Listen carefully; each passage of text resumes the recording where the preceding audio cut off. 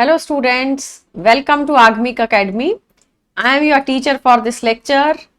Welcome to revision through MCQ discussion series, and we will be revising the concepts of the chapter through MCQ discussion, right? And topic for this lecture is alcohol, phenols and ethers. Before we start, make sure you subscribe to the channel. It will help you to get more videos and it will give you thorough revision, right? Let's come to the discussion of alcohol, phenol and ether. As you know, in the previous lecture we have taken up questions on alcohols. These compounds are used as solvents in organic reactions. They are used as solvent in perfumes, used in soap industry, used as medicines and even antifreeze in car engines, etc. In this lecture beta, particularly the focus is on phenol. Phenol is a colorless compound, aromatic in nature, and on air oxidation it changes to a pink colored compound which is called parabenzoquinone. And apart from that, many reactions of phenols are the named reaction like Riemann-Tiemann reaction, Kolb reaction, and you have to do coupling reaction which will result into dye. Red color dye बनता है phenol की help से. And apart from that, phenols are acidic in nature. Since they are acidic, so they react with sodium metal, they react with base like NaOH, etc. Many properties are linked with their acidic nature, and even electrophilic substitution reaction they will be undergoing, जो कि alcohol के अंदर missing था, right? So all these concepts we have to revise through these questions. Let's start with the first one. Question number 1 is, you are given carbolic acid is. Carbolic acid बेटा phenol का ही नाम है, ये बात याद रखनी है. Phenol is called as carbolic acid. Got it? Carbolic acid is, ये कार्बोक्सिलिक एसिड नहीं है. कॉमन सिस्टम में फिनोल को ही कार्बोक्सिलिक एसिड कहते हैं. Phenol is C6H5OH. This is also called as carbolic acid. तो ये सिंपली उसका नाम है जो कि लर्न कर रहा है, क्योंकि एसिडिक होते हैं ना, तो इसलिए कॉमन सिस्टम में इसके नाम में एसिड यूज हो रहा है. So carbolic acid is the special name for phenol. B option में बेंजीन दिया है, सी में दिया है बेंजोइक एसिड, डी में दिया है बेंजाल्डिहाइड, बट आपका आंसर होगा ऑप्शन ए, बिकॉज फिनोल जो है उसको कार्बोलिक एसिड कहते हैं, राइट? ये सबसे पहले पता होना चाहिए. ये कार्बोक्सिलिक नहीं है बेटा, ये कार्बोलिक एसिड है. Be careful. कार्बोक्सिलिक एसिड तो ये होता है ना, carboxylic acid is RCOH. I am not saying about carboxylic acid. This is carbolic acid. Let's come to the question number 2 now. When benzene diazonium chloride is warmed with water then it forms. Benzene diazonium chloride एक बहुत useful compound है organic reactions के अंदर. आपने alkyl halide के chapter में देखा भी था. ये स्ट्रक्चर होता है benzene diazonium chloride. When it reacts with water, when it is warmed with water, it results into the formation of phenol. That you should know. Phenol बनेगा and N2 will be released out and HCl is the side product. Got it? तो बेटा phenol इस तरीके से बनता है. यहां पे बेंजीन कुछ बच्चे लिख देते हैं, ए ऑप्शन में बेंजीन लिखा है. Be careful. जब वाटर से वार्म किया जाता है तो फिनोल इज द प्रोडक्ट, ना कि बेंजीन. बेंजीन बनानी है अगर हमें बेंजीन डाइजोनियम क्लोराइड दिया है और इसको बेंजीन में कन्वर्ट करना है, तो आप H3PO2 से ट्रीट करते हो. फिर H3PO2 ऐसा रिएक्शन होगा. H3PO2 एक रेड्यूसिंग एजेंट है, वो हाइड्रोजन देता है, फिर बेंजीन बनती है.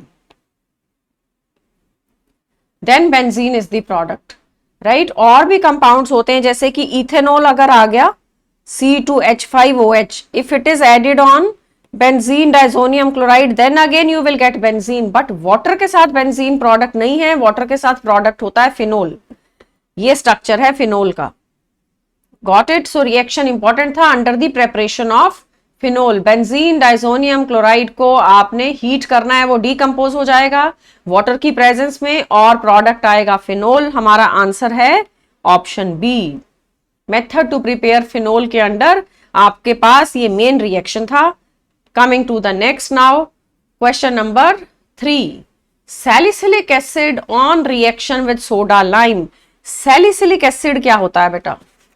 Salicylic acid का फॉर्मूला ये है OH at the top and COH.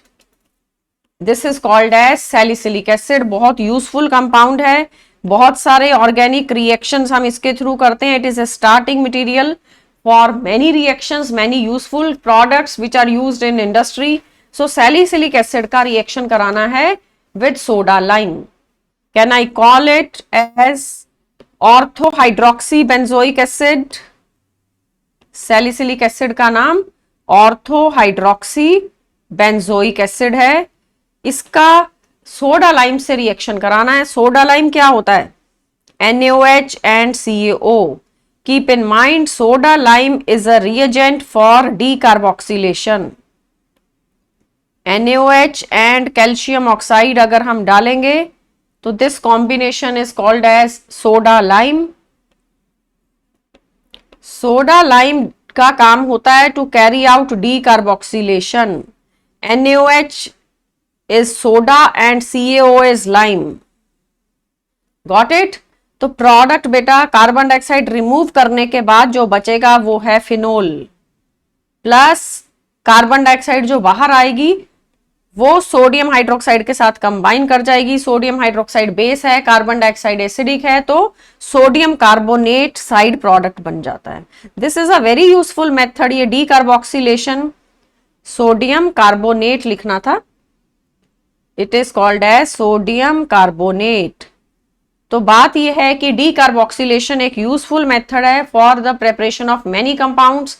यहां पे अगर सैलिसिलिक एसिड की जगह आपको कोई और कंपाउंड दिया हो, समझ लो कि सैलिसिलिक एसिड की जगह हमें बेंजोइक एसिड दिया है. बेंजोइक एसिड में जब आप NaOH डालोगे तो पहले सोडियम सॉल्ट बनेगा, पहले सोडियम बेंजोएट बन जाएगा, उसके बाद कार्बन डाइऑक्साइड रिमूवल होने से benzene plus sodium carbonate, benzene and sodium carbonate will be produced. Things are clear? इसी तरीके से एक कार्बन कम हो रहा है. रिएक्टेंट में कार्बन जितने भी हों, आपके पास समझ लो 2 कार्बन का मैंने सोडियम एसीटेट दे दिया. पहले एसिटिक एसिड था, उसको NaOH से ट्रीट करा, सोडियम एसीटेट बन गया. फिर आप डालते हो soda lime. Soda lime decarboxylation कर देगा. Your product will B methane and sodium carbonate. In this manner एक कार्बन कम होता है, आपके पास स्टेप डाउन रिएक्शन है. ये प्रोसेस का नाम है डीकार्बोक्सिलेशन. डीकार्बोक्सिलेशन करेगा कौन? उसको डीकार्बोक्सिलेशन को कैरी आउट कराने के लिए रिएजेंट कौन है? NaOH and calcium oxide which is called as soda lime. Right? तो कार्बन डाइऑक्साइड रिमूव हो जाती है, प्रोडक्ट आ जाता है methane. Methane is a gas. यहां पे बेंजीन बनाया तो बेंजीन बेटा लिक्विड है, फिनोल इज ऑल्सो लिक्विड. तो हमारा आंसर क्या बना? Salicylic acid on reaction with soda lime results into phenol. B option is your answer. Got it? Salicylic acid का स्ट्रक्चर ठीक से पता होना चाहिए और सोडा लाइम क्या काम करता है वो याद होना चाहिए. वो डीकार्बोक्सिलेशन करा देता है. Let's come to the next now. Question number 4. The compound which is most acidic among the following is. आपको दिए स्ट्रक्चर फिनोल, नाइट्रोफिनोल जो कि ऑर्थो पे लगा है, फिर मेटा पे लगा है और फिर पैरा पे लगा है. तो हमें एसिडिटी के ऊपर कमेंट करना है मोस्ट एसिडिक कौन है. Keep in mind phenols are acidic. ये तो पता ही है कि फिनोल्स एसिडिक होते हैं, बट अगर उनके ऊपर कोई भी इलेक्ट्रॉन विड्रॉइंग ग्रुप अटैच्ड होगा, electron withdrawing groups will increase the acidity. But अगर इलेक्ट्रॉन रिलीजिंग ग्रुप लगा है या कह लो इलेक्ट्रॉन डोनेटिंग ग्रुप लगा है, फिर एसिडिटी कम हो जाती है.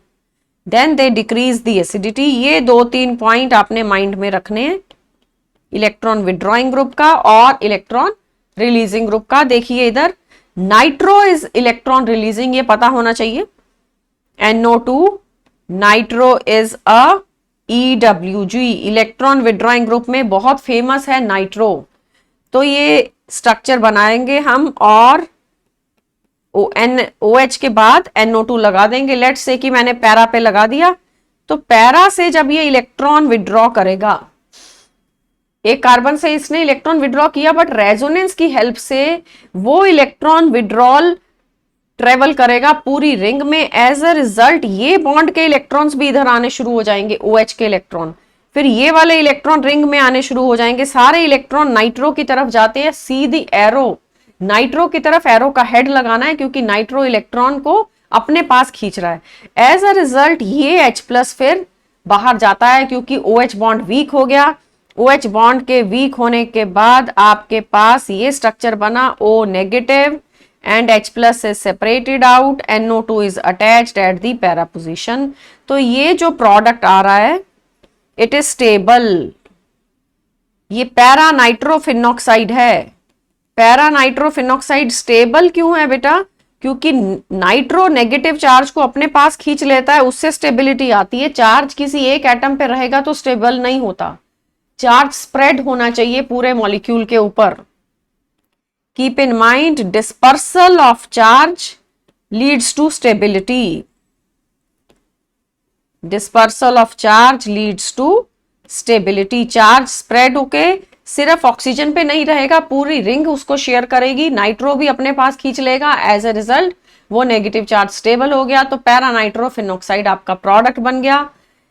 तो ये स्टेबल है, इसलिए नाइट्रो विड्रॉ करेगा और स्टेबल बनाएगा। All nitrophenols are more acidic than phenol. ये बात इंपॉर्टेंट है, मेंशन कर देते हैं। ऑल नाइट्रोफिनोल, नाइट्रो लगा होना चाहिए, फिर चाहे ऑर्थो मेटा पैरा कहीं भी लगे। All nitrophenols are more acidic than phenols. Got it? तो अब देखो, अब क्वेश्चन में जो ऑप्शंस थी उसमें ऑर्थो मेटा पैरा इनमें से कंपैरिजन करना है, तो ऑर्थो का स्ट्रक्चर ड्रॉ करते हैं। Let me draw ortho nitrophenol. Ortho nitrophenol का बेटा स्पेशल फीचर क्या है? इसके अंदर हाइड्रोजन बॉन्डिंग हो जाती है। ये NO2 आपने ऑर्थो पोजीशन पे लगा देना है, और इसमें इंट्रामॉलिक्यूलर H बॉन्डिंग होगा। आप H बॉन्डिंग शो करने के लिए स्ट्रक्चर को एक्सपेंड कर दो। This is N double bond O and coordinate bond, and there will be intramolecular H bonding. उससे साइक्लिक स्ट्रक्चर बन गया। साइक्लिक स्ट्रक्चर को कीलेट कहते हैं। This is intramolecular hydrogen bonding. Got it? तो इस वजह से ये कीलेशन हो गया। कीलेशन मतलब साइक्लिक स्ट्रक्चर बन गया, तो स्टेबिलिटी आ जाती है। तो फिर ये वाला जो स्ट्रक्चर है ये H लूज नहीं करेगा। इवन दो नाइट्रो अटैच्ड है, बट पैरा पे तो इंट्रामॉलिक्यूलर H बॉन्डिंग नहीं होना ना। पैरा पे नाइट्रो और OH दूर दूर हैं, उसके अंदर इंट्रामॉलिक्यूलर H बॉन्डिंग से साइक्लिक स्ट्रक्चर नहीं बनेगा। इसलिए पैरा वाला जल्दी से H लूज करेगा, ऑर्थो वाला नहीं करेगा। और मेटा पे क्या प्रॉब्लम आती है? Let's have a nitro group at meta. अगर मेटा पे आपने एक नाइट्रो लगा दिया तो no resonance, only -I, no resonance on meta. तो नाइट्रो जो है वो सिर्फ इंडक्टिव इफेक्ट से इलेक्ट्रॉन विड्रॉ करेगा, रेजोनेंस के थ्रू तो नहीं कर पाएगा। एज अ रिजल्ट आपका फिर जो नाइट्रो है वो उतना एसिडिक नहीं है जितना पैरा एसिडिक है। पैरा के अंदर एक तो हाइड्रोजन बॉन्डिंग जो इंट्रामॉलिक्यूलर H बॉन्डिंग है वो प्रॉब्लम नहीं है, दूसरा रेजोनेंस से वो विड्रॉ करेगा, -I से भी विड्रॉ करेगा। We can mention here electron withdrawal will take place through -I as well as -R। Inductive effect से भी, रेजोनेंस इफेक्ट से भी नाइट्रो ने इलेक्ट्रॉन विड्रॉ कर लिए। तो आपका आंसर फिर क्या बना? फॉर दिस क्वेश्चन नंबर 4 हमारा आंसर है D option, para nitrophenol. Para position पे नाइट्रो ठीक से इलेक्ट्रॉन विड्रॉ कर लेता है थ्रू बोथ द इफेक्ट।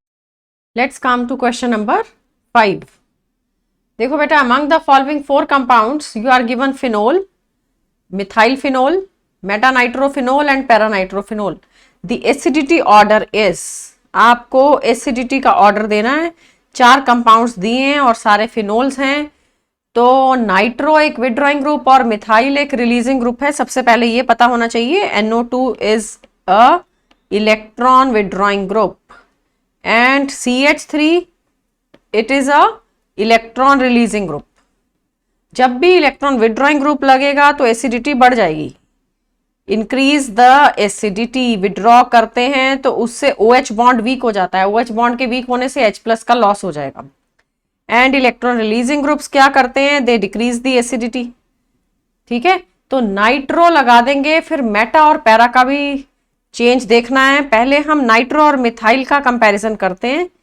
एक बारी लगा दिया है नाइट्रो और एक बारी हम लगा देंगे मिथाइल। एसिडिटी के अंदर आपको एरो का डायरेक्शन ठीक से लगाना है। जब इफेक्ट होता है जैसे मिथाइल, इंडक्टिव इफेक्ट से और हाइपर कॉन्जुगेशन से ये इलेक्ट्रॉन रिलीज करेगा, रिंग को इलेक्ट्रॉन दे देगा, ring will become rich in electron density. But nitro तो विड्रॉ कर लेगा ना। अब ये बॉन्ड्स को एक्सपेंड करके लिखते हैं हम। ये देखो, जब ये नाइट्रो इलेक्ट्रॉन विड्रॉ करेगा, नाइट्रो जब इलेक्ट्रॉन विड्रॉ करता है पूरी रिंग के ऊपर इफेक्ट आता है, क्योंकि वो रेजोनेंस से सारी रिंग के ऊपर से इलेक्ट्रॉन डेंसिटी विड्रॉ कर ली जाती है। एज अ रिजल्ट ये बॉन्ड के भी इलेक्ट्रॉन इधर को आ जाएंगे, तो loss of H+ will become easy. So nitro वाला जो होगा that will be more acidic. अब मिथाइल पे आते हैं, ये इलेक्ट्रॉन रिलीज करता है, तो ये OH बॉन्ड था, इसने इलेक्ट्रॉन रिलीज करके पूरी रिंग को इलेक्ट्रॉन रिच बना दिया है। एज ए रिजल्ट ये बॉन्ड, जिस बॉन्ड को ब्रेक होना था वो बॉन्ड भी स्ट्रांग हो गया। Strong bond because of more electron density, ज्यादा इलेक्ट्रॉन डेंसिटी मिल जाती है इसको, ये इलेक्ट्रॉन रिच हो जाता है। तो ये लेस एसिडिक है जिसमें मिथाइल है, और जिसमें नाइट्रो है वो मोर एसिडिक है। नेक्स्ट क्वेश्चन, इसी क्वेश्चन में बेटा आप फिर मेटा और पैरा का भी कंपैरिजन करना है। पैरा के ऊपर रेजोनेंस होगा पर मेटा पे तो नहीं होगा ना। नाइट्रो एक बारी हम लगाएंगे मेटा पोजीशन पे और एक बारी लगा देंगे पैरा पोजीशन पे। This is OH and nitro. जब पैरा पे लगाया तो -I -R दोनों इफेक्ट होंगे। मेटा पे लगाएंगे तो सिर्फ -I, no -R, no resonance at meta position. No resonance means तो जो मेटा वाला ज्यादा विड्रॉ नहीं कर पा रहा ना, so less acidic, it is less acidic than para. तो हमारे 4 ऑप्शंस में सबसे ज्यादा एसिडिक तो हो रहा है पैरा, उसके बाद बेटा बनेगा मेटा, उसके बाद बनेगा फिनोल एंड लास्ट में बनेगा मिथाइल। मिथाइल वाला तो रिलीजिंग ग्रुप है, वो लेस एसिडिक है, वो फिनोल से कम एसिडिक है। मिथाइल फिनोल को क्रिसोल कहते हैं। In this way, question number 5 is clear to everyone. Coming to the next question now, question number 6. When phenol is treated with excess of bromine water, phenol का reaction करना है with bromine water, then you will get meta-bromophenol, ortho and para-bromophenol, or 2,4-dibromophonol or 2,4,6-tribromophonol. ये बेटा पहली बात ये पता होना चाहिए कि यहां पे इलेक्ट्रोफिलिक सब्स्टिट्यूशन रिएक्शन होना है। It is electrophilic substitution reaction. Phenol का रिएक्शन होता है with bromine, OH at the top treated with bromine water, मतलब एक्वस मीडियम में हम रिएक्शन करेंगे। और याद क्या रखना है कि जब जब वाटर सॉल्वेंट होता है तो tribromination takes place, tribromination will be there.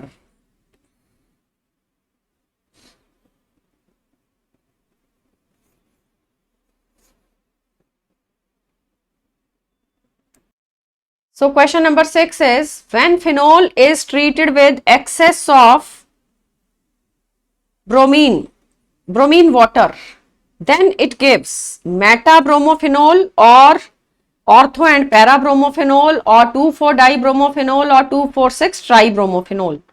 कहने का मतलब हमारा यहाँ पे फिनोल का रिएक्शन होगा और आप ब्रोमीन वाटर ऐड करोगे, सॉल्वेंट वाटर है, एक्वस मीडियम में रिएक्शन हो रहा है, तो प्रोडक्ट में keep in mind tribromination takes place. OH top पे भी लगा दिया मैंने, 2, 4 and 6, 2,4,6 ट्राइब्रोमोफिनोल बेटा प्रोडक्ट आता है। ये दोनों की दोनों जो 2 पोजीशन है और 6 पोजीशन है, ये ऑर्थो पोजीशन है। जो 4th पोजीशन है ये है para position. So 2,4,6 tribromophenol product आएगा। And tribromination has taken place. क्यों? क्योंकि सॉल्वेंट वाटर था। Tribromophenol is produced. अगर हम यहां पे सॉल्वेंट चेंज कर दें,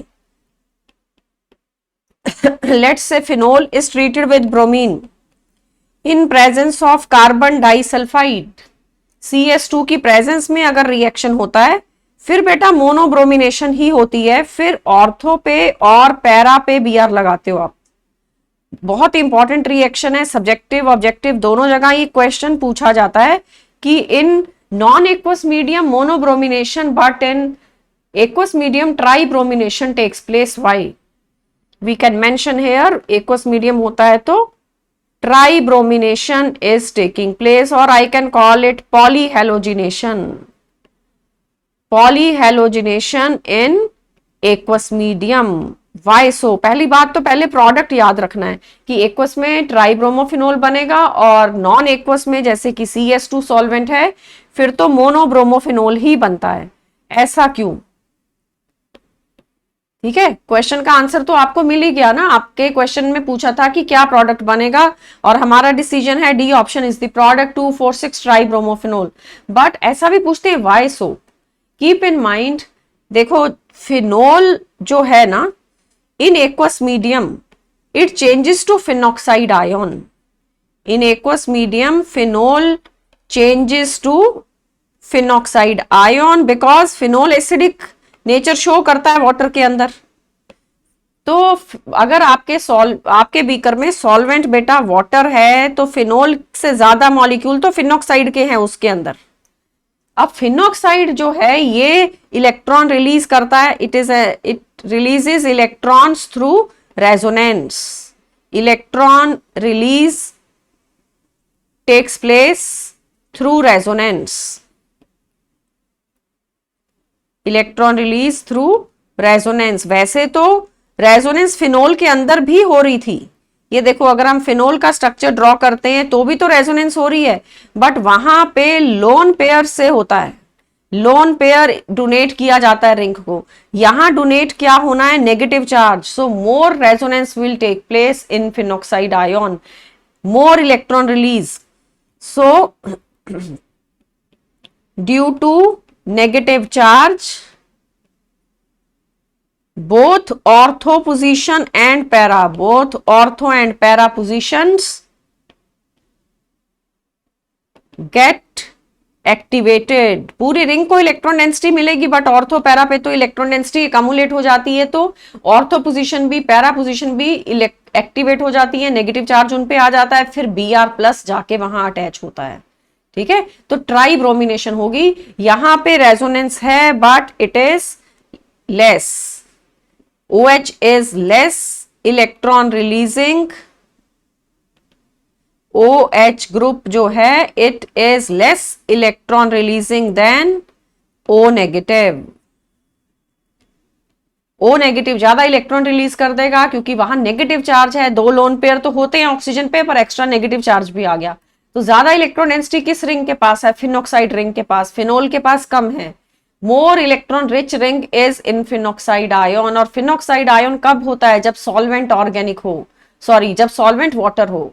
ऑर्गेनिक सॉल्वेंट के अंदर तो ये फिनोल ही रहेगा और वाटर के अंदर ये फिनॉक्साइड की तरह एग्जिस्ट करता है। एज ए रिजल्ट ट्राइब्रोमिनेशन होती है। ये इंपॉर्टेंट पॉइंट था।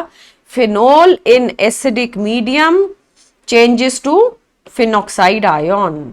Got it? Let's see the question number 7 now. The end product of the following sequence of reactions is, आपके पास कुछ रिएक्शंस हैं, आपको दिया है सोडियम फिनॉक्साइड, उस पे कार्बन डाइऑक्साइड डालनी है at some high temperature, compound A is obtained। A के ऊपर आप हाइड्रोलिसिस करते हो with acidic medium, you will get something called B। B में एसिटिक एनहाइड्राइड डाला और C बनता है, तो हमें एंड प्रोडक्ट ढूंढना है।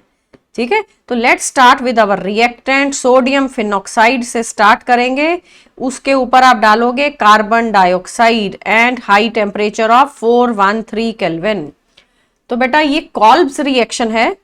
You will gate carbon dioxide attached at the ortho position, क्योंकि कार्बन डाइऑक्साइड का जो कार्बन था वो इलेक्ट्रोफाइल था, ऑर्थो पोजीशन पे इलेक्ट्रॉन डेंसिटी है। एज अ रिजल्ट यहां पे Na लग जाता है और यहां पे ये H ही रहता है, दिस इज सोडियम सैलिसाइलेट, ठीक है, it is called as sodium salicylate.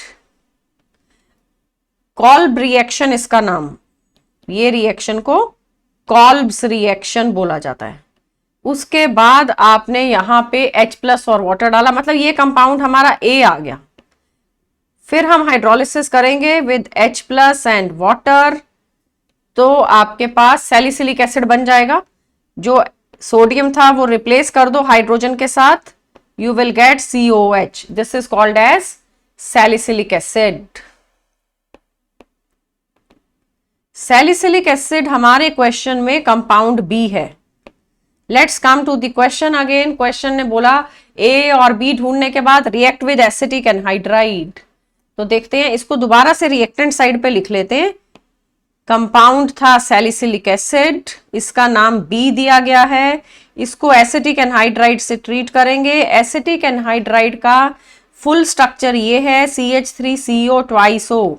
इसके साथ बेटा जब ट्रीट करते हैं तो OH का जो O है वो रिएक्ट करता है, OCOCH3 बन जाएगा and acetic acid is the side product. ये जो कंपाउंड बना जिसका नाम C है, this compound is nothing but aspirin. Compound C is a pain killer called as aspirin, और इसका technical name two acetoxy benzoic acid. It is also called as two acetoxy benzoic acid, ये नाम याद होना चाहिए। ये आपका बेंजोइक एसिड का बेंजीन में फर्स्ट कार्बन, ये सेकेंड कार्बन पे एसिटॉक्सी ग्रुप लगा है। 2-एसिटॉक्सी-बेंजोइक acid is called as aspirin. So हमारा एस्प्रीन का सिंथेसिस था इस क्वेश्चन के अंदर।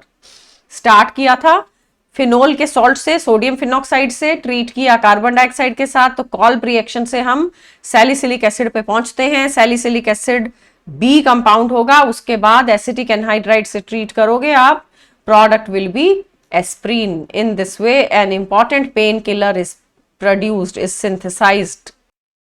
विच compound is known as oil of wintergreen? ठीक है, तो ऑयल ऑफ विंटर ग्रीन बेटा एक फेमस कंपाउंड है जो कि परफ्यूम्स में यूज होता है, और ये फिनोल कैटेगरी का कंपाउंड है, फिनोल का डेरिवेटिव है। इसका नाम है methyl salicylate. Methyl salicylate is called as oil of wintergreen. तो ये कैसे बनाया जाता है? सैलिसिलिक एसिड के ऊपर you are having salicylic acid OH and COH, ये सैलिसिलिक एसिड का स्ट्रक्चर। इसके ऊपर बेटा मिथाइल अल्कोहल ऐड किया जाता है और इन प्रेजेंस ऑफ HCl गैस, तो आपके पास जो प्रोडक्ट आएगा वहां पे आपने ये OH टॉप पे रख के COOCH3 लगा देना है। This is called as methyl salicylate, ये स्ट्रक्चर है उसका, मिथाइल सैलिसाइलेट, और ऑयल ऑफ विंटरग्रीन के नाम से फेमस है, परफ्यूम्स के अंदर यूज होता है। It is used in perfumes, got it. और एक बात, मिथाइल सैलिसाइलेट की तरह एक और कंपाउंड होता है फिनाइल सैलिसाइलेट, वो देखो कैसे बनता है, वो भी सैलिसिलिक एसिड से ही बनेगा। सैलिसिलिक एसिड लिया और उसमें फिनोल ऐड कर दिया तो प्रोडक्ट आ जाता है OH at the top and COOC6H5, this is called as phenyl salicylate. HCl gas की प्रेजेंस में रिएक्शन होगा, इट इज फिनाइल सैलिसाइलेट। ये बेटा एक एंटीसेप्टिक की तरह यूज्ड होता है, it is used as an antiseptic. तो ये पूरा डिटेल है। दो इंपॉर्टेंट कंपाउंड्स मैंने आपको बता दिए, कौन कौन से, one is methyl salicylate, other is phenyl salicylate, एक एंटीसेप्टिक है और एक परफ्यूम्स में यूज होता है। ऑयल ऑफ विंटरग्रीन इसका नाम है, मिथाइल सैलिसाइलेट का। बी केयरफुल, आपको यहां बी ऑप्शन में फिनाइल सैलिसाइलेट भी दिया हुआ है, बट आपका आंसर है D option, methyl salicylate is oil of wintergreen. Coming to the next now, question number 9, phenyl acetate on heating In anhydrous AlCl3 gives ortho and para hydroxyacetophenone. This reaction is known as phenyl acetate का बेटा reaction है with AlCl3 to give ortho and para hydroxy acetophenone. ये बहुत ही important phenol की category का reaction है। इसको फ्राइज रीअरेंजमेंट बोलते हैं इस रिएक्शन को।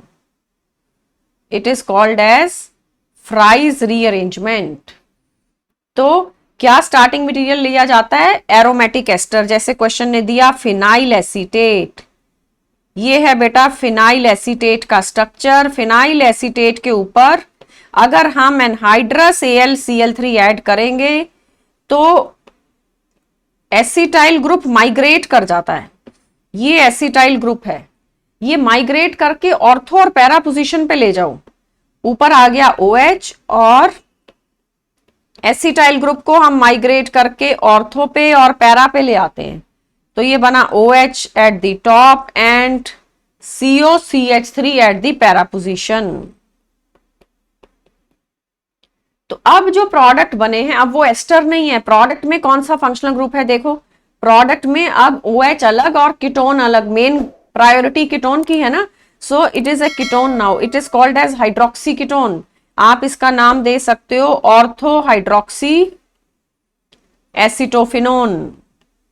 It is called as orthohydroxyacetophenone and para-hydroxyacetophenone. Orthohydroxy and para-hydroxyacetophenone is produced. तो ये रिएक्शन को फ्राइज रीअरेंजमेंट कहते हैं। आप देखो यही लिखा था ना, फिनाइल एसीटेट को आपने AlCl3 के साथ हीट करना है और ortho and para hydroxy acetophenone आ जाएंगे। एसिटोफिनोन क्यों कहा जा रहा है? क्योंकि ये कीटोन है। This is having keto group CO, मतलब कीटोन।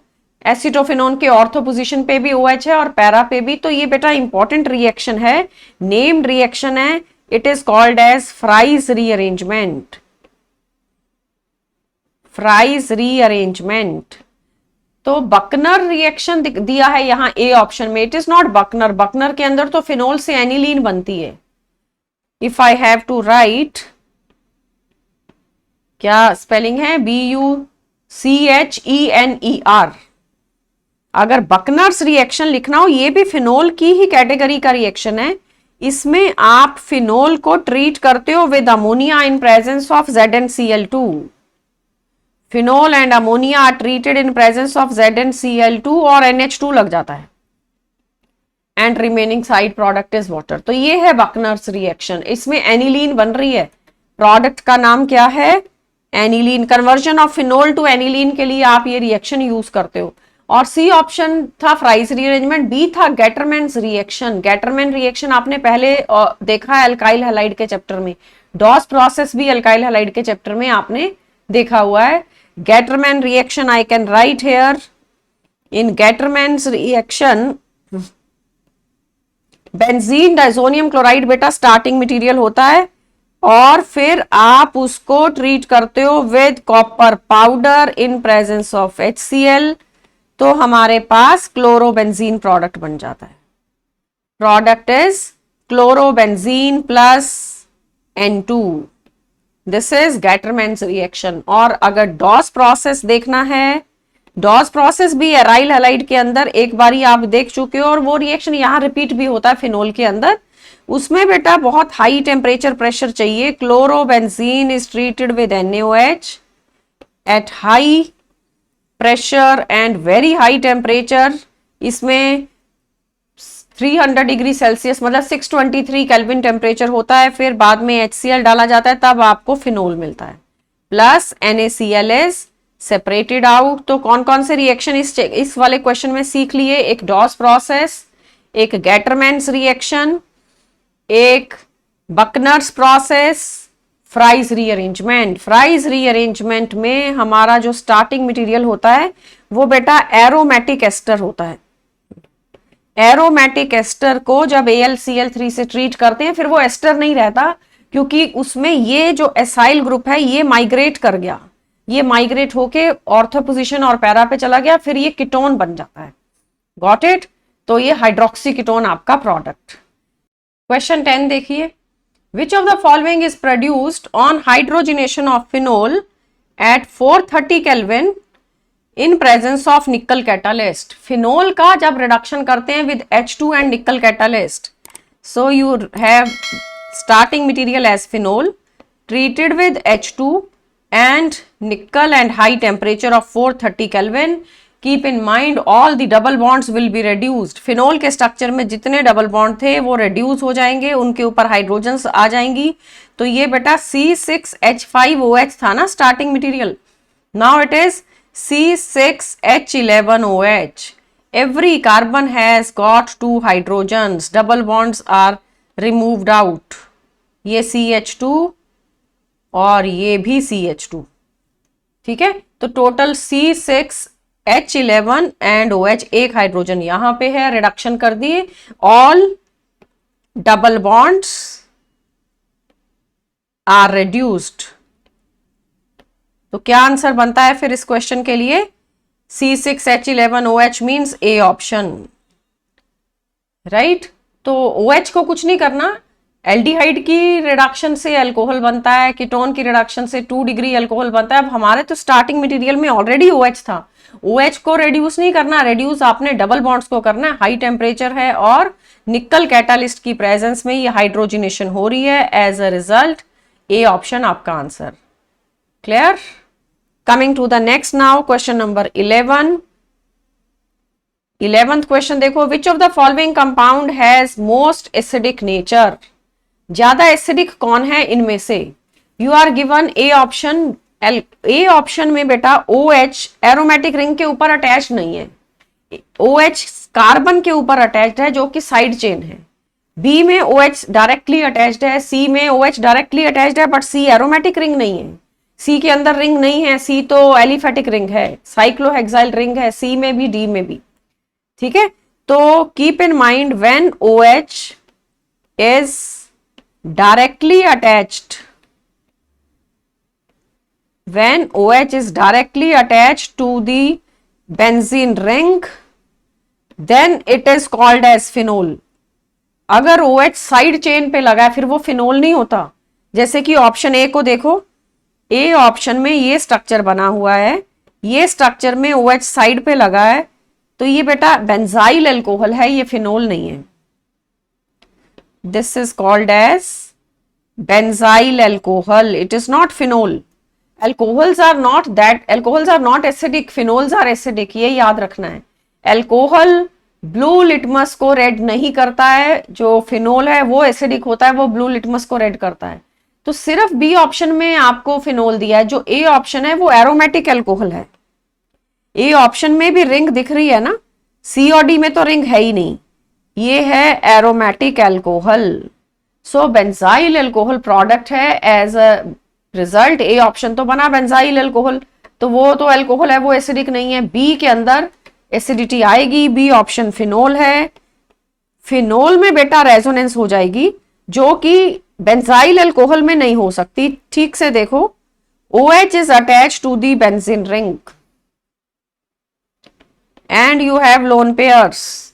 ये जो OH है ये कॉन्जुगेशन में है, लोन पेयर रिंग को डोनेट हो जाएगा. यहां कॉन्जुगेशन नहीं है, यहां पे sp3 कार्बन बीच में आ रहा है. बेंजाइल अल्कोहल के अंदर ring is not in conjugation with the lone pair of oxygen, but phenol के अंदर double bond and lone pair of electron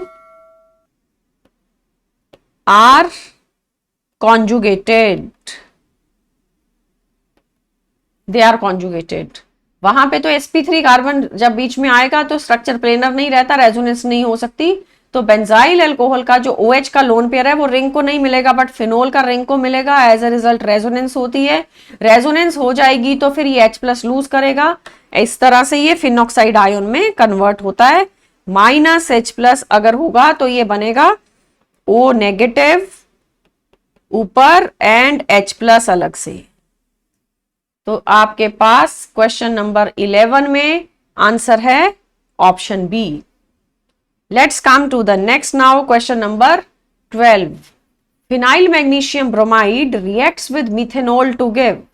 देखो क्या रिएक्शन है, एरोमेटिक ग्रिग्नार्ड रिएजेंट दिया है फिनाइल मैग्नीशियम ब्रोमाइड, ये फिनाइल रिंग, ऊपर MgBr, इसको हम रिएक्ट कराते हैं with methanol CH3OH and the product will B, आपने प्रीवियस चैप्टर एल्काइल हैलाइड में भी सीखा था कि ग्रिग्नार्ड रिएजेंट कभी भी उस कंपाउंड के साथ नहीं रह सकता जो कंपाउंड H+ दे देता है। ग्रिग्नार्ड का जो फिनाइल रिंग होता है वो बहुत स्ट्रॉन्ग बेस है, तो ये ना H+ निकाल देगा इवन फ्रॉम एल्कोहल, एक H को अलग करो और ये फिनाइल रिंग और H जुड़ जाएंगे बेटा, इस तरीके से बेंजीन बन जाएगी प्रोडक्ट।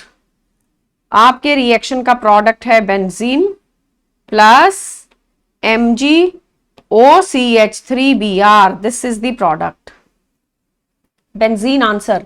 ग्रिग्नार्ड रिएजेंट के अंदर ये जो R ग्रुप है ना, ये this R group of Grignard is a very strong base, it is a very strong base। ये H+ निकाल देता है, अगर वाटर डालोगे तो वाटर से भी H+ निकाल देगा, मिथेनॉल से भी इसने H+ निकाल दिया, आंसर बन गया product is benzene plus MgOCH3Br। तो ऑप्शंस देखते हैं, ए ऑप्शन में तो एनिसोल लिखा है, बी में बेंजीन लिखा है, सो benzene and MgO methyl and Br मतलब बी इज द आंसर। ये रिएक्शन में आपने ये शो किया कि ग्रिग्नार्ड रिएजेंट उस कंपाउंड के साथ नहीं रह सकता जो H लूज कर सकता है, जैसे कि एसिटिक एसिड हो या फिर वाटर हो, वो सब H लूज करेंगे, इवन मिथेनॉल H लूज कर रहा है, तो प्रोडक्ट में ग्रिग्नार्ड टूट गया और बेंजीन आपका रिएक्शन का product, benzene is the product, right. R group क्योंकि बहुत स्ट्रॉन्ग बेस होता है ग्रिग्नार्ड का R, वो H+ निकाल देता है। Coming to the next, this reaction was important, ये ग्रिग्नार्ड की स्टेबिलिटी का रिएक्शन था। अब बेटा नेक्स्ट आता है question number 13, isopropyl benzene on air oxidation in presence of dilute acid gives. Isopropyl benzene की ऑक्सीडेशन जब होती है और एसिड ऐड किया है साथ में, ये देखो this is the structure for isopropyl benzene.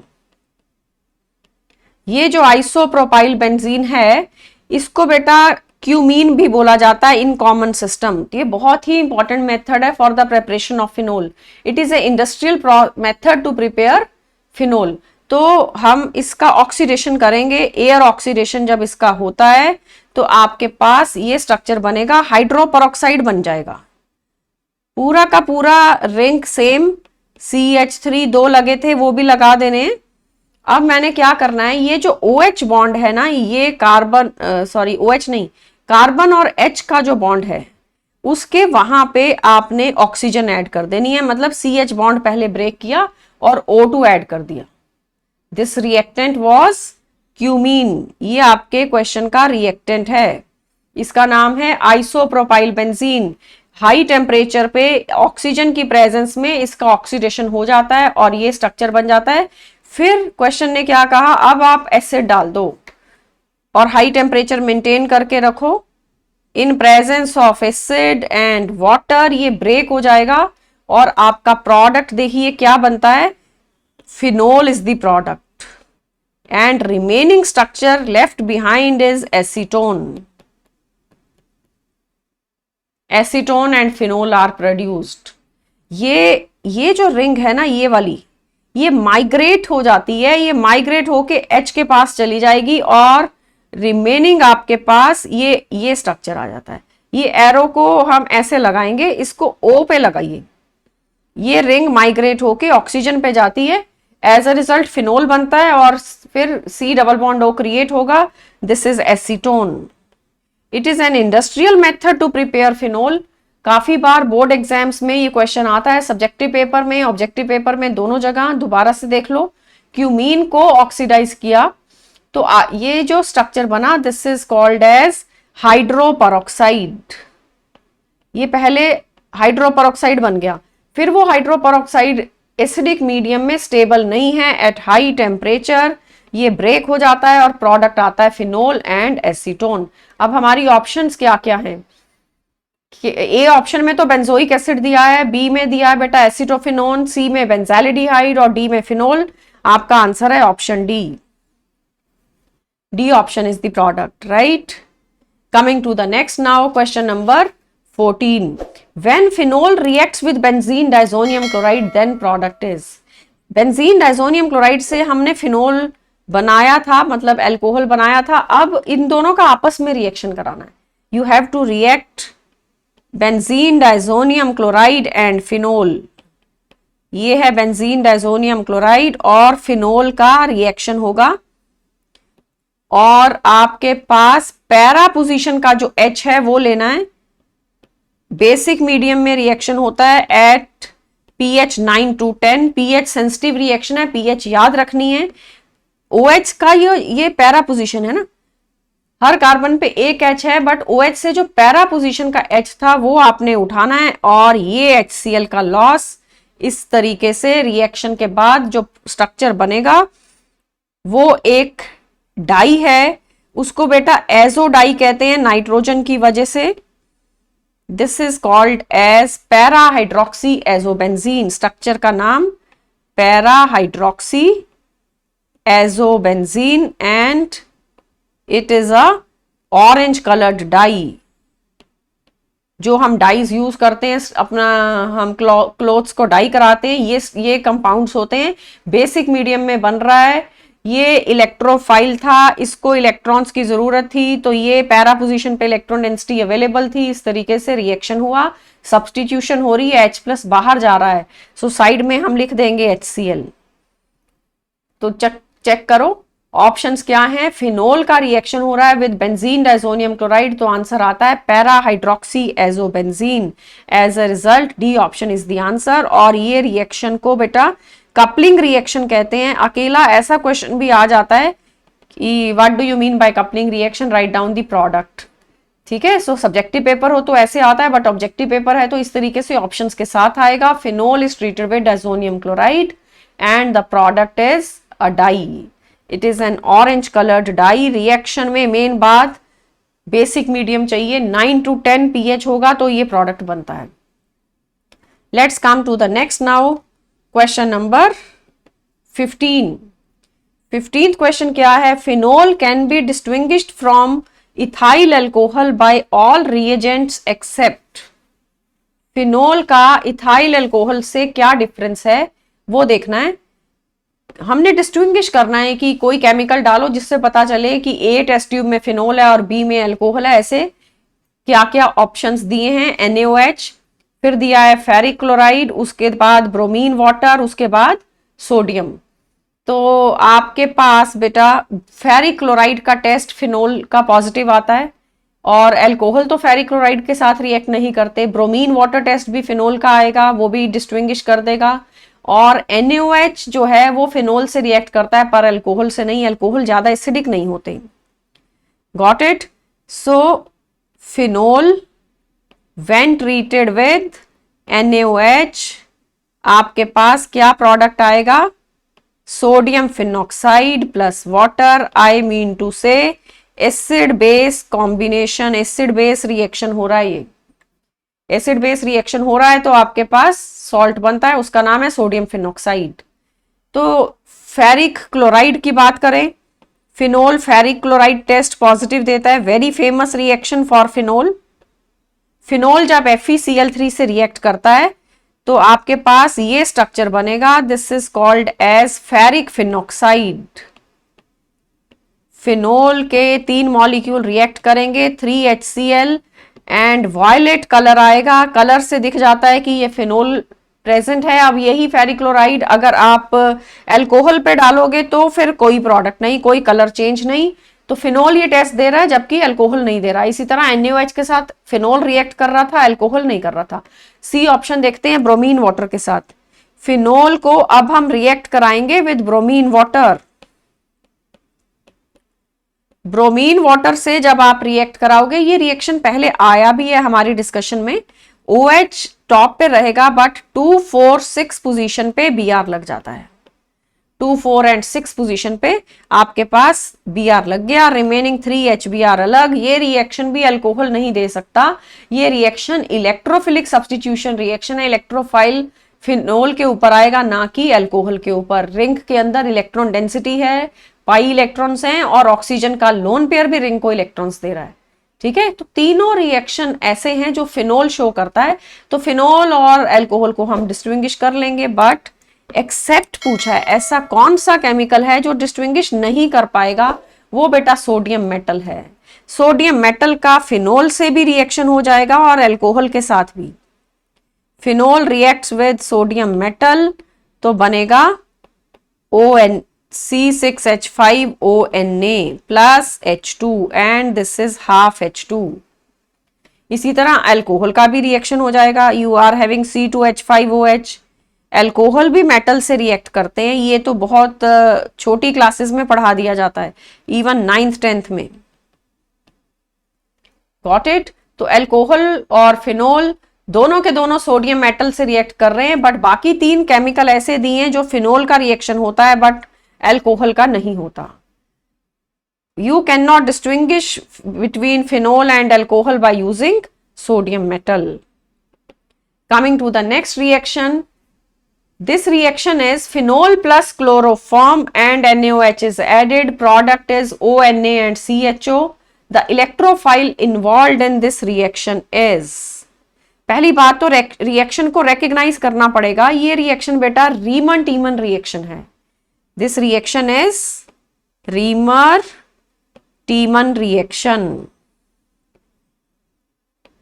रीमन-टीमन reaction में फिनोल को किस में कन्वर्ट कर दिया जाता है? सैलिसैलिडिहाइड में।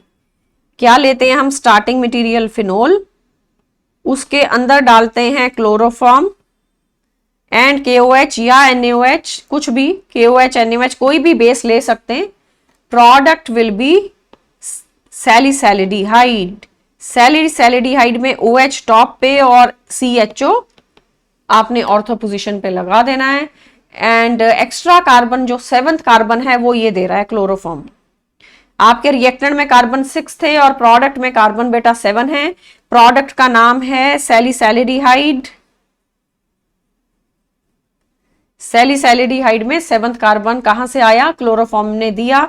अब देखो, आपको इलेक्ट्रोफाइल पूछा जा रहा है, ये जो है ना क्लोरोफॉर्म, ये जब NaOH के साथ रिएक्ट करता है तो बेटा H निकल जाएगा और क्या बन जाएगा? CCl3 negative. आपने वाटर हटा देना है, किस फॉर्म में? ये H और NaOH का OH, ये दोनों कंबाइन कर दो तो ये बन गया एक carbon ion CCl3 negative plus water. अब ये जो कार्बन आयन है it will lose A chloride. ये पहला स्टेप होता है मैकेनिज्म। देखें अगर हम रीमन टीमन का क्या प्रोडक्ट आ रहा है? Dichlorocarbene. This is called as dichlorocarbene. तो ये जो डाइक्लोरोकार्बीन है it is an electrophile. Don't think कि ये लोन पेयर है, कार्बन पे लोन पेयर नहीं है, ये कार्बन पे कभी लोन पेयर नहीं होता। यहां बेटा इसके पास सिर्फ 6 इलेक्ट्रॉन्स हैं, इस कार्बन के पास 2 क्लोरीन्स हैं और 2 अलग से जो इलेक्ट्रॉन है। टोटल आपके पास 6 इलेक्ट्रॉन कैसे बनेंगे? 2 बॉन्ड्स और 2 एक्स्ट्रा इलेक्ट्रॉन। तो एक बॉन्ड में 2 इलेक्ट्रॉन, यहां पे भी 2 electrons. As a result total 6 electron. 6 electron मतलब octet is not complete. Octet is not complete, hence it is a electrophile, it needs electrons। वो इलेक्ट्रॉन्स फिनोल की ऑर्थो पोजीशन पे अवेलेबल है, वैसे पैरा पे भी अवेलेबल है। ऑर्थो पैरा दोनों प्रोडक्ट्स आते हैं, ऑर्थो पे भी और पैरा पे भी CHO लग सकता है। तो ये जो डाइक्लोरोकार्बीन इलेक्ट्रोफाइल बना है वो जाके इसकी ऑर्थो पोजीशन पे अटैक करता है। तो क्वेश्चन पे वापस आते हैं। क्वेश्चन ने ये कहा था what is the electrophile involved in the above reaction. Above reaction जो था वो रीमन टीमन रिएक्शन था, एंड ये सी ऑप्शन आंसर नहीं देना क्योंकि ये देखो बना पहले तो यही बना ना, पहले CCl3 नेगेटिव ही बना, बट जिस मूवमेंट पे बनता है उसी मूवमेंट पे ये क्लोराइड लूज कर देता है। एज अ रिजल्ट आपका आंसर है ऑप्शन बी, डाइक्लोरोकार्बीन इसका नाम। Dichlorocarbene is an electrophile. It needs electrons. Electrons are available on the phenol ring at ortho position and at para position. So बहुत इंपॉर्टेंट था रीमन Tiemann reaction का intermediate. और generate कैसे हुआ ये रिएक्शन आपने सीखना है. क्लोरोफॉर्म में एसिडिक हाइड्रोजन है, NaOH डालो तो वो एसिडिक हाइड्रोजन बाहर आती है, CCl3 नेगेटिव बनता है, अल्टीमेटली वो क्लोराइड लूज करता है और dichlorocarbene. Got it. Coming to the next now, question number 17. Phenol, when it reacts with concentrated sulfuric acid and then with concentrated nitric acid, it gives. Phenol को जब हम react कराएंगे sulphuric acid और nitric acid से तो क्या nitrobenzene आएगी या 2,4,6 ट्राई नाइट्रोफिनोल आएगा या ऑर्थो नाइट्रोफिनोल या पैरा नाइट्रोफिनोल. तो देखिए फिनोल आपके पास गिवन है. फिनोल का बेटा पहले सल्फोनेशन करना है, कॉन्सेंट्रेटेड सल्फ्यूरिक एसिड डालेंगे पहले. एज ए रिजल्ट आप SO3H ग्रुप जोड़ दोगे at ortho position as well as at the para position. Ortho para दोनों बनते हैं. वैसे लो टेम्परेचर पे ऑर्थो प्रोडक्ट आता है, हाई टेम्परेचर पे पैरा का प्रोडक्ट आता है. अब हमने क्वेश्चन के अंदर बोला कि नाइट्रिक एसिड डालना है. Concentrated HNO3. Let's add concentrated HNO3 now. तो नाइट्रेशन हो जाएगी with simultaneous removal of SO3H.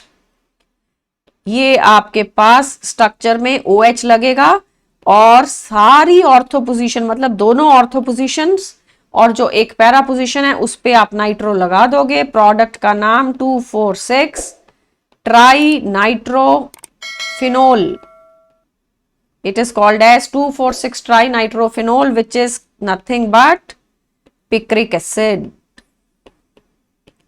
Picric acid इसका नाम है. क्यों? इसमें कार्बोक्सिलिक एसिड ग्रुप नहीं है, फिर भी नाम के अंदर एसिड आ रहा है कॉमन सिस्टम में. बिकॉज बेटा 3 नाइट्रो ग्रुप एसिडिटी को बढ़ा देते हैं. इतना एसिडिटी बढ़ जाता है कि फिनोल होने के बावजूद इसका पीके वैल्यू जाके कार्बोक्सिलिक एसिड से मैच करता है. Hence the name is acid. Okay याद है ना आपको, जब जब नाइट्रो लगेगा, जब जब इलेक्ट्रॉन विड्रॉइंग ग्रुप लगेगा तो एसिडिटी बढ़ेगी. तो SO3H ग्रुप अपने आप से निकल जाता है. सल्फोनेशन पहले करते हैं फिर नाइट्रेशन करते हैं तब जाके पिक्रिक एसिड बनता है. ये प्रेपरेशन ऑफ पिक्रिक एसिड है जो कि बहुत इंपॉर्टेंट है हमारे सिलेबस में. सो सल्फोनेशन के बाद replacement of SO3H group takes place by nitro group. SO3H हटके नाइट्रो आ जाता है और ऑर्थो से भी SO3 हट जाएगा अपने आप से और पैरा से भी हट जाएगा. एज अ रिजल्ट आपका जो क्वेश्चन नंबर 17 है उसका आंसर है पिक्रिक एसिड मतलब 2,4,6 trinitrophenol. Very important. This question is for the preparation of picric acid. Subjective paper होगा तो ऐसे आएगा, how will you convert phenol to picric acid. तो पहले आप सल्फोनेशन करोगे, उसके बाद आप नाइट्रेशन करोगे. ये स्टेप्स के थ्रू ही प्रोडक्ट आता है. डायरेक्ट हम HNO3 नहीं डालते हैं, वो फिर ऑक्सीडाइज कर देता है फिनोल को. उसमें चांस होता है कि पिक्रिक एसिड की परसेंटेज कम आ रही है और फिनोल ऑक्सीडाइज होके पैरा बेंजोक्विनोन बन रहा है. Got it. So be careful. Coming to the next question now, question number 18. 18th question बेटा देखिए. Benzoylation of phenol in acidic medium is known as. Phenol का बेंजोआइलेशन करना है. बेंजोआइल क्लोराइड डालेंगे. बेंजोआइल क्लोराइड क्या होता है? C6H5COH. ये फिनोल और मैंने COCl ऐड कर दिया. किसके साथ रिएक्ट कराना है? फिनोल के साथ. ये OH है ऊपर फिनोल के और बेसिक मीडियम क्वेश्चन ने लिखा है ना अल्कलाइन मीडियम. NaOH की प्रेजेंस में रिएक्शन होगा.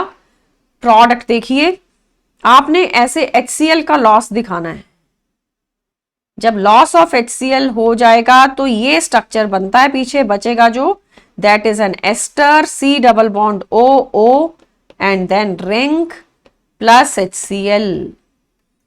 This is called as phenyl benzoate. It is called as phenyl benzoate. ये बेटा फिनाइल ग्रुप है और रिमेनिंग जो पीछे बचा है 7 कार्बन है, 6 तो रिंग के और 7th कीटो का. This is benzoate, phenyl benzoate, मतलब एक एस्टर बन रहा है। आपका स्ट्रक्चर, आपका रिएक्टेंट फिनोल था, उसमें बेंजोइल क्लोराइड ऐड हो गया। ये एक नेम्ड रिएक्शन है, it is called as Schotten Baumann reaction. क्या नाम है इसका? Schotten Baumann. Answer is option C. Alkaline medium के अंदर रिएक्शन होगा, HCl साइड प्रोडक्ट, चेक कर लो, HCl साइड प्रोडक्ट बनेगा। एक तरह से ये एस्टेरिफिकेशन है, एरोमेटिक एस्टर बना है। आपका रिएक्टेंट फिनोल था, फिनोल में आपने एसिड क्लोराइड डाला। कौन सा acid chloride? Benzoyl chloride. We can write the name, this is nothing but benzoyl chloride. Benzoyl chloride डालने से हमारे पास फिनाइल एस्टर बन रहा है, नाम उसका है phenyl benzoate. Let's come to the next question. After question 18 हमारा नेक्स्ट है 19th question. Consider the following reaction, phenol plus zinc dust, some compound X is produced. फिर उस X में ये डालना है मिथाइल क्लोराइड, तो कुछ कंपाउंड Y बनेगा, उसमें अल्कलाइन की MnO4 डालना है, Z बनेगा, आइडेंटिफाई Z। प्रोडक्ट Z हमें ढूंढना है, तो रिएक्शन स्टार्ट करेंगे with our reactant phenol. Phenol पे बेटा जब जिंक डस्ट ऐड होती है तो आपके पास बेंजीन बनती है। Phenol plus zinc dust main reaction है, जिंक ऑक्साइड साइड प्रोडक्ट निकल जाएगा। ये कन्वर्जन्स में भी काम आता है। How will you convert phenol to benzene? ठीक है, तो बेंजीन बन गई, मतलब कि ये कंपाउंड आपका X आ गया। अब इस X के ऊपर methyl chloride and AlCl3 react कराना है। मैंने X को दोबारा से लेफ्ट साइड पे लिख लिया।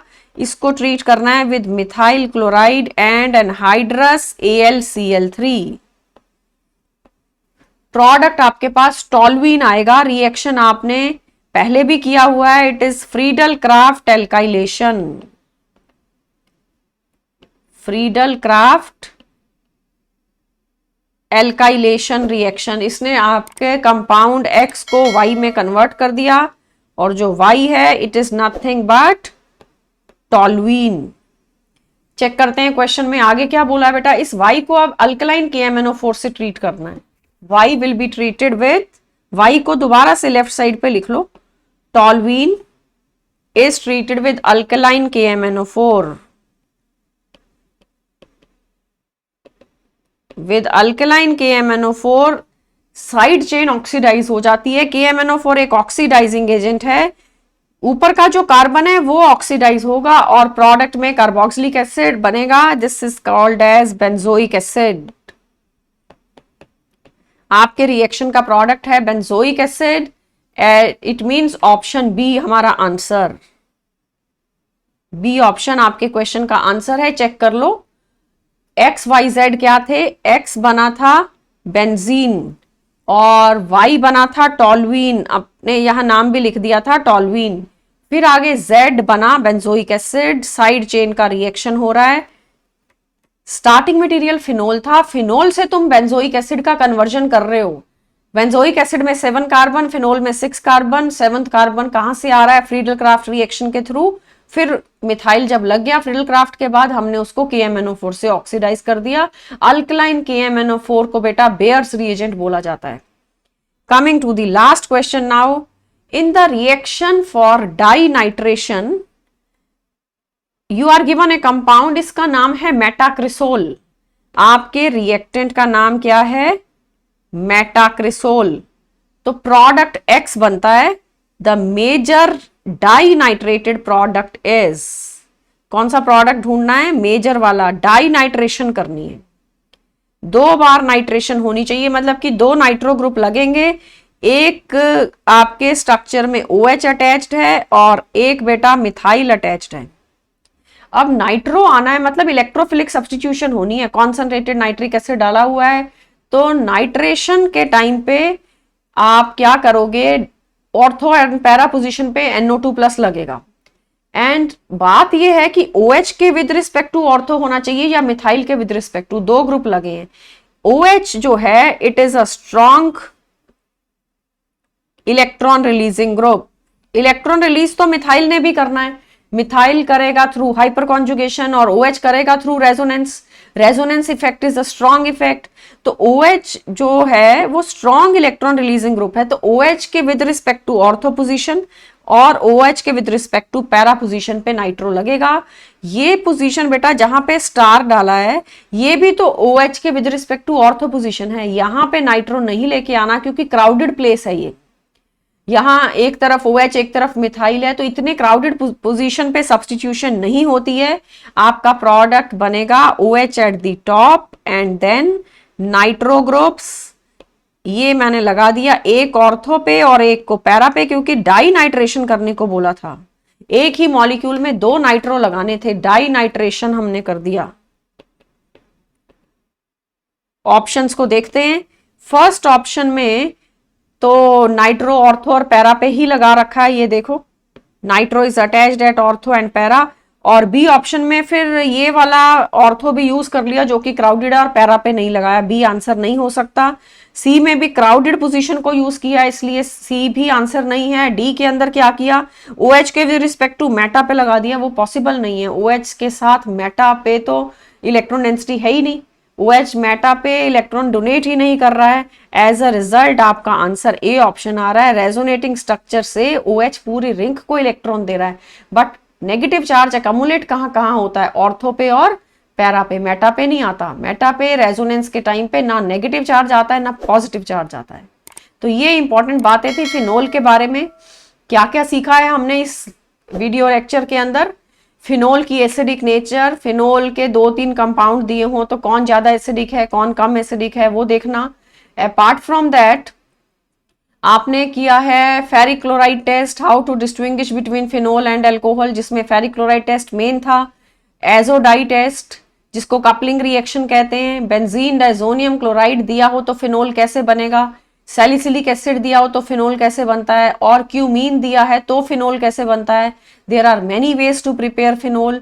फिनोल टू बेंजीन कभी कन्वर्जन करनी हो तो जिंक डालना है, zinc dust, you will get benzene plus zinc oxide. So ये सारे रिएक्शंस की डिटेल में मेन बात थी कि इलेक्ट्रोफिलिक सब्स्टिट्यूशन रिएक्शन काफी होते हैं, जिसमें आपने ब्रोमिनेशन करा, नाइट्रेशन करा, सल्फोनेशन करा, इवन फ्रीडल क्राफ्ट भी होता है फिनोल के ऊपर। तो ये सारी डिटेल बेटा फिनोल की है। Keep revising these concepts through these questions till we meet in the next video, and make sure you subscribe to the channel, that is more important, and keep taking the benefits of these lectures. Thank you and bye bye.